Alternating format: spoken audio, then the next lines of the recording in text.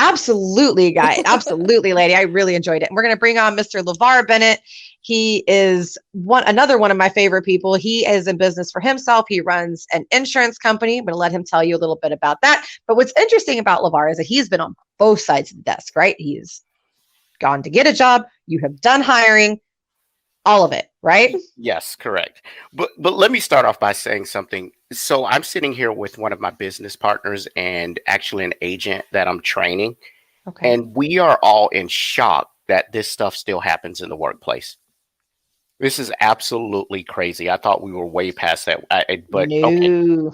I'm actually Yeah. I pretty mean, fired up about it. It's like, are you when you serious? hear these numbers, and these are like, and again, guys, my numbers are all from EEOC.gov, Bureau of Labor and Statistics, and Harvard Business Review. These are reliable sources.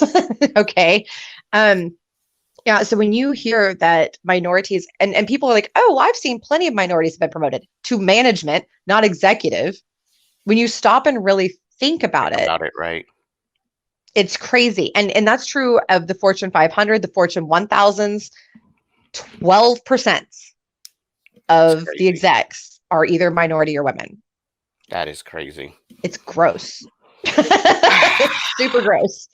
And it's even worse with LBGTQ. It's even worse. Yeah. It's like there's like none of them up in there. I There's a don't know. couple. I don't know why there's a section on a piece of on a resume that says experience, because that's literally what you should be reading and focusing on when you're getting ready to interview that person. There's so much. It does make me laugh, like the way that resumes are structured, because I'm like, this is so, it's repetitive. And it's too mechanical. You're Yeah. not going to learn enough about a person from that little piece of paper. I interview without resumes a lot of times. I will just, especially like for sales or recruiting, things like that. I want to know who you are and what you can do. That's what I do too when I'm interviewing for sales as well too. I don't necessarily look at the resume. I want to talk to the person, get them in front of me. Right. Yeah. Let me see what they have. Let me see what they have to say. Let me see about this. So what's interesting to me is, and I wanted to kind of get your perspective on this. So it's shocking to hear some of this stuff, right? And we're talking about solving it and having, diversity inclusion specialists come in, somebody who actually knows what they're doing. Don't just get the one Black person and put it all on their shoulders and not pay them any extra to do it. That's the dumbest thing I've ever heard too. It's like, okay, yeah, let me just be the guinea pig. Go ahead. Yeah, and they do it all the time. And Yeah. it's so annoying. Do not do that to people, especially if you don't pay them any extra. Don't be cheap. Don't be cheap about it. So get a diversity inclusion specialist, but who really knows what they're doing. Listen. Don't talk. Listen to what people are explaining. Create actionable points, and then change your culture from the top down. Right. Right. So what I want to kind of get your opinion on, as a business owner, as somebody who manages, hires, all of that, when you're at the hiring stage, how do you communicate to the candidates, this is what we're trying to do, and this is our culture, this is who we are?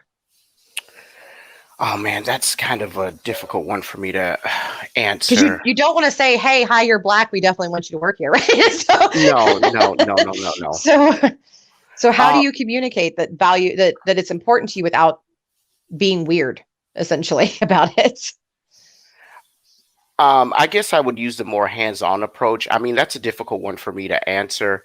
I would probably say when I'm interviewing, I kind of just want to get to know a little bit about their background.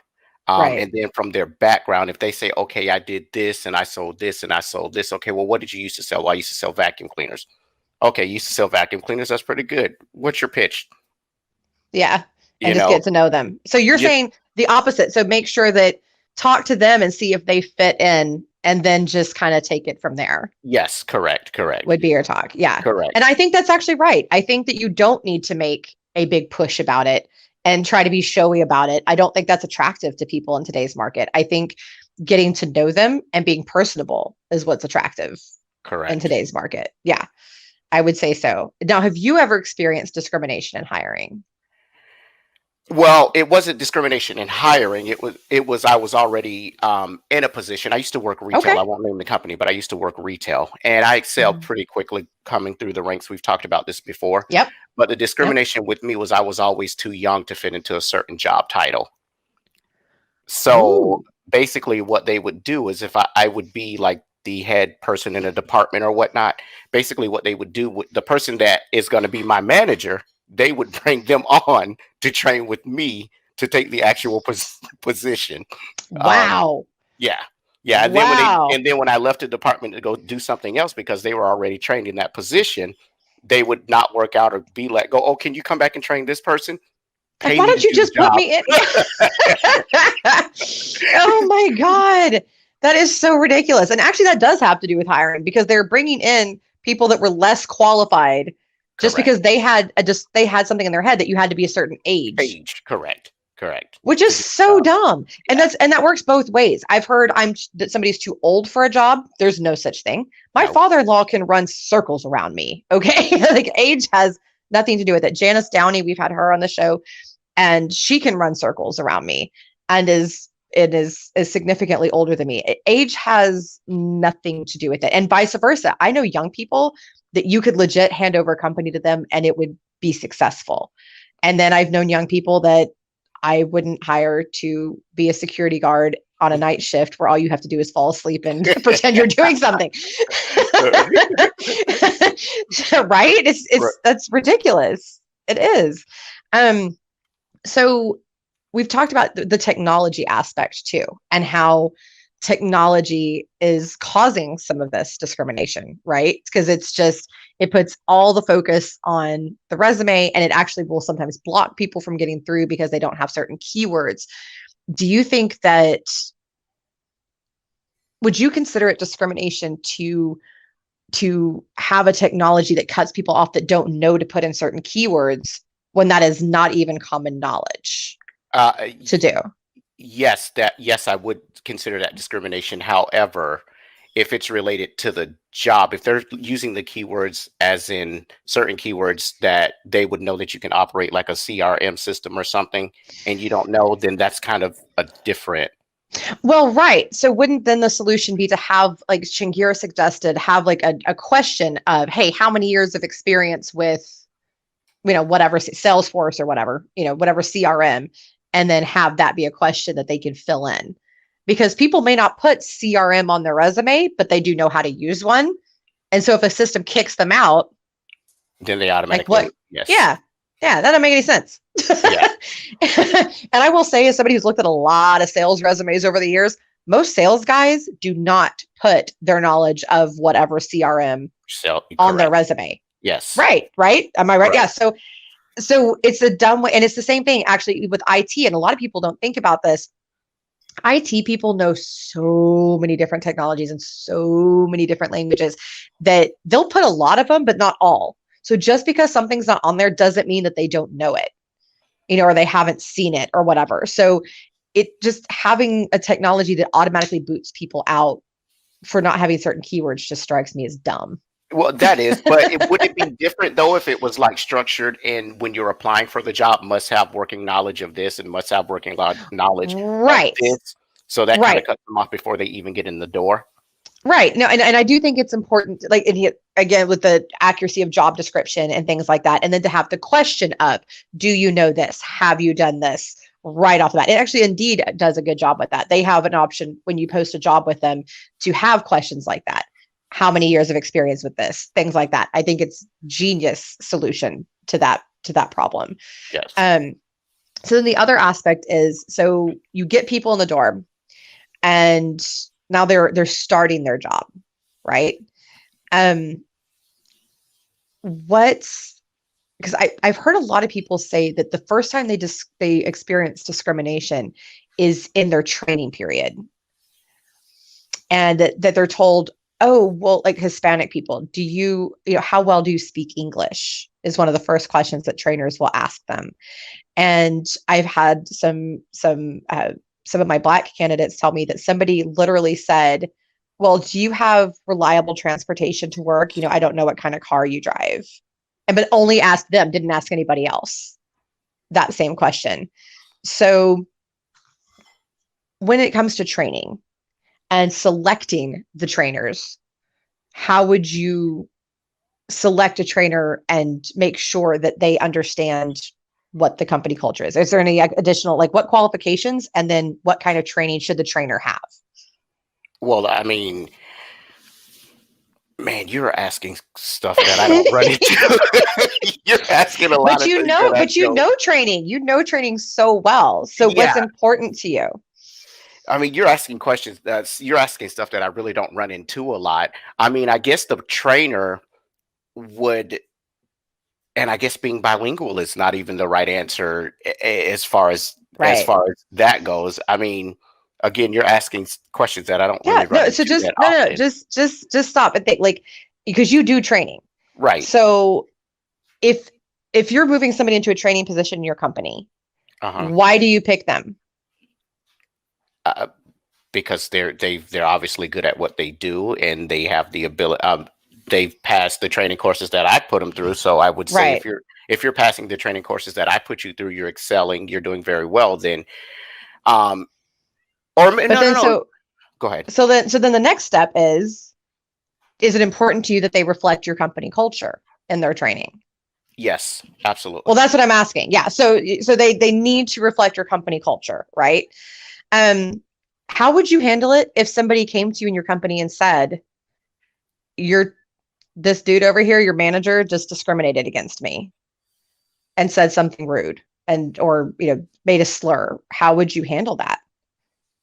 Well, the first thing I would do, well, I would have to do an investigation for number one. I mean, I would Yes. want a written, I would want a written statement from both parties as far as what Yep. happened, and Right. then obviously get human resource involved and Right. make a decision from there. Right. And let's say it came out that this was a problem, and we're not going to get into how you discipline the person. That's not Right. where we're going with this. How do you, because we talked about earlier in the show that that's ultimately a sign that that person thought that they could get away with it in the environment, right? That they thought for whatever reason, this behavior was okay. So how do you then go back and check and say, okay, we need to make an adjustment? Well, the first thing I would do is if they felt that it was okay, it was obviously something that they've seen or heard before within my Yep. company. So that would Yep. actually start with me. I would have to question what I did and what I'm saying and what my downline is saying to that trainer, or Right. my management is allowing to happen, so that because to allow that trainer to think that it was okay to say or do that. 100%. And that's what I was like, the personal responsibility element and Yeah. saying, whoa. Hold on. Where did you get that from? That didn't Yeah. come from me. Why did you think that was okay to Yeah. say? That's not it. I think that's, and in fact, one of the times that I had somebody walk up to me, and I was actually working for a company at this point. A gentleman walked up to me and said, "I don't want any Black people for this role." Just walked right up and said it, like out the blue. And I was going, no, that's not it. That's not how we talk about this. So I went to the management team, and they said, this was their response. They said, "Oh, he just does stuff like that." But you allow it. Yeah, I was like, first of all, no, that's not a he just situation. Right.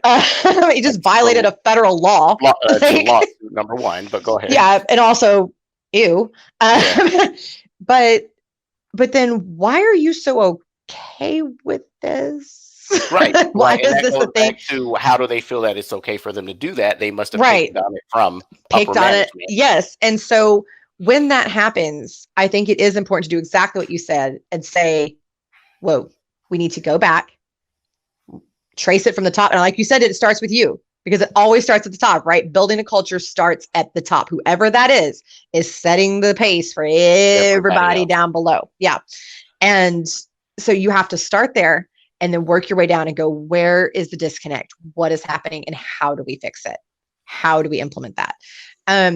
Would you think it would be a smart idea to bring the whole company together and have everybody talk at some point about, hey, what are you experiencing? Or would you keep it just leadership? I don't think it's a good idea to bring the company together. I think it would be a good one-on-one thing, because if the company's together and somebody within the company is doing it to somebody that's sitting in their room, Right. that person's not going to come forward and say, hey, A said this to B and C. You know what I mean? Right. Yes. So I Thank think it you. would be a one-on-one coaching, not a coaching session, but a one-on-one interview with everybody. Hey, did you do what's going on? Did you notice this? Have you heard this? Has anybody made you feel Right. uncomfortable? Right. And you might have to have those conversations a few times because people are not always comfortable, but I think you're absolutely right because people make that mistake. They're like, well, I got everybody together so we could talk about it.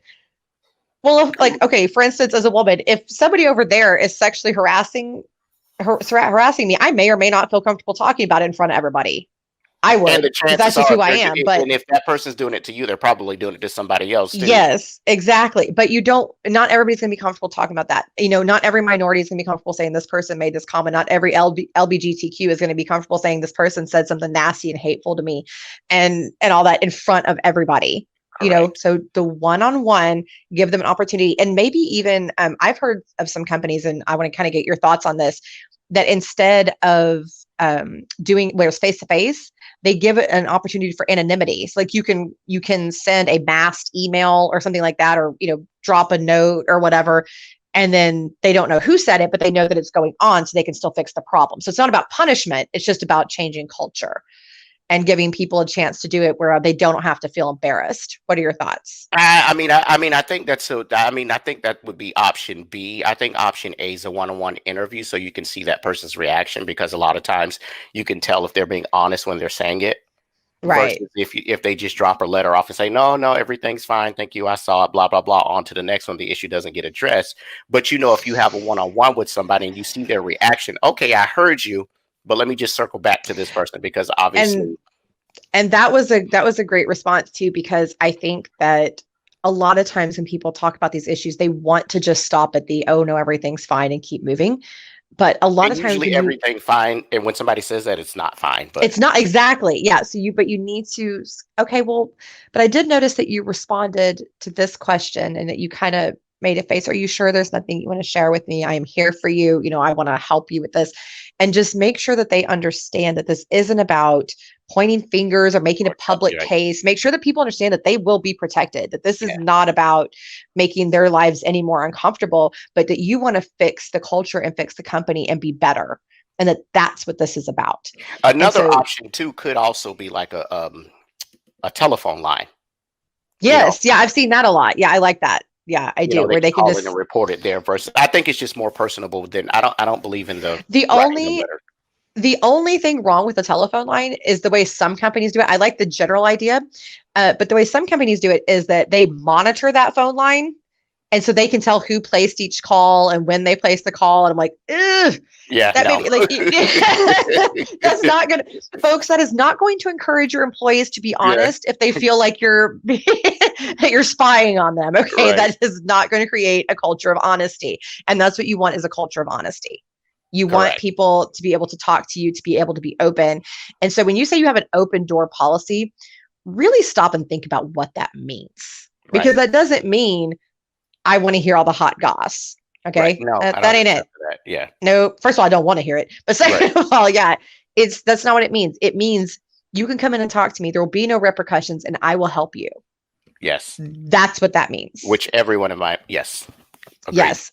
And it should be the same thing. P.S. with applicants, there should be some sort of message given to them, I think, that says, hey, if something jacked up happens to you in our process, please come to us and tell us what has gone on. Please let us know what is happening. No, I think a survey or something after the initial interview, whether they're hired or not, would be a good example. 100%. Do you feel that you were respected during your interview process? Question number one. Were you respected? Were you given dignity? That type of thing. That is absolutely paramount. 100%, I think. Yes, ma'am. I think so. Treat people with dignity. What a novel concept. That's weird now. I know. Why is that weird? But people, sometimes you say that kind of thing and people look at you like you have lobsters growing out of your ears. I'm like, why? Yeah. This is so common sense. Like, just treat people as other people. And you and I don't always agree on everything, but there is an open communication. We can talk about politics and all that kind of stuff and just dive into how we think about it. And that, folks, that's kind of what you need to realize is it's all the human experience, right? Lavar and I are from completely different worlds. We have completely different backgrounds. We obviously do not look the same. We have different different affiliations, different orientations, and yet we have so much in common in terms of entrepreneurship, beliefs, things like that. And then we honor the differences. We honor and respect the difference Learn between from each other and grow off of them too. Yes, and grow. And you learn from people. I learn from him all the time. I learn from Savannah, who's different from me. I learn from Chingir, who's massively different from He me. was awesome, by the way. Isn't he was wonderful? Awesome. He was I awesome. love him. Yeah, he's so great. He really is, and he has so much wisdom. And you talk about somebody who surprises you when you learn about them. You know, it's like, yeah, I was like, wait, what? Huh? I know. And I love Tara and the way that she communicates so openly and honestly. And she opens up her whole life. Like she puts it. Yes. That's Tara. Tara, yes. That's Tara. Yeah, she opens up her whole life online and just shares because she wants people to understand they're not alone and what's going on in the world, and comes from a place of love and wisdom. And I think that is so important. So important. But anyway, so that was my little tangent. But I think, but again, so learning and coming from a place of understanding is crucial. And I like what you said about, about giving them about the one-on-one and the importance of the interaction when you're having the difficult conversations. Yes. I like that. And especially the one-on-one aspect. Your company and your associates represent you, so it should be their company as well too. So if they're hurting, then most likely your company's hurting in some way, shape, or form. 100%. That is some great wisdom to wrap this up with. So thank you so much, Lavar, for joining us. I have enjoyed it. I will see you soon. I'll see you tomorrow on our Success Champions meeting. Yes. Bye. All right. Take it easy, man.